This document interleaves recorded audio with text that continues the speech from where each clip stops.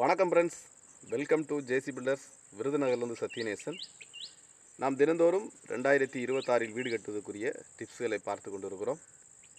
இந்த வீடியோவில் நம்ம பார்க்க போகிறது பூச்சி வேலைக்கு தயாராக்குதல், கட்டிடத்தை பூச்சி வேலைக்கு தயாராக்குதல்.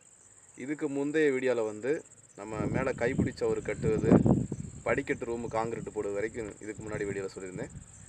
அடுத்த ஒர்க் என்ன செய்யணும் அப்படிங்கிறத இந்த வீடியோவில் நம்ம பார்க்க போகிறோம். இப்போ தான் நம்முடைய சேனல் நீங்கள் முத பார்க்குறீங்கன்னா சப்ஸ்கிரைப் பண்ணிக்கோங்க. வாங்க வீடியோக்குள்ளே போகலாம். இப்போ ஒரு காங்கிரீட்டு போட்டு ஒரு 10 நாள் கழித்து என்ன செய்யலாம் அப்படின்னு பார்த்தீங்கன்னா, நில ஜன்னல் நம்ம வைக்கலாம். நிலவு ஜன்னல் வைக்கலாம். 10 நாள் கழித்து ஏன் சொல்லியிருக்கேன் அப்படின்னா, முட்டு எல்லா இடத்துலையும் முட்டு வச்சுருக்க மாட்டாங்க. ஒரு சில இடத்துல கேப் விட்டு தான் முட்டு வச்சுருப்பாங்க. அதனால் நிலவு ஜன்னல் நீங்கள் வைக்கலாம். ஏன்னா இது லிண்டலுக்கு கீழே தான் இருக்குது. ரூஃபில் நம்ம எதையுமே தொட வேண்டியது அவசியம் இல்லை.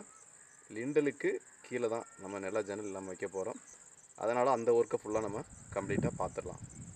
பார்த்து முடிச்சுட்டு அதுக்கடுத்து என்ன செய்யலாங்கிறது நாளைக்கு வீடியோவில் நான் சொல்கிறேன். நிலவு ஜன்னல் நீங்கள் காங்கிரீட் போட்ட உடனேவும் நீங்கள் அளவு எடுத்து நீங்கள் ரெடிமேடாக வாங்கலாம், அல்லது மரமாக வாங்கி செய்யலாம், அல்லது தெரிஞ்சவங்கள்ட்ட சொல்லி கூட நம்ம வாங்கலாம். பல முறையில் நம்ம வாங்கலாம். அதனால் நிலவு ஜன்னல் அல்லது கிரில் வைக்க போகிறீங்களா என்னங்கிறத காங்கிரீட் போட்டோன்னே முடிவு பண்ணிடுங்க.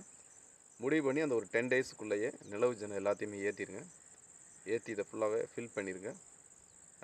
முக்கியமான விஷயம், காங்கிரீட்டு நிலவு ஜன்னல் வைக்கும்போது அந்த கிளாம்பு வர இடத்துல ஃபுல்லாகவே காங்கிரீட்டு போட்டுருங்க. ஓகே, இந்த ஒர்க்கை முடிய நாளைக்கு என்ன செய்கிறாங்கிறத நாளைக்கு வீடியோ சொல்கிறேன். தொடர்ச்சியாக கண்டினியூவாக பாருங்கள். டெய்லி ஒரு டிப்ஸ் வந்துக்கிட்டே இருக்கும். மீண்டும் அடுத்த வீடியோவில் சந்திப்போம். பாய்.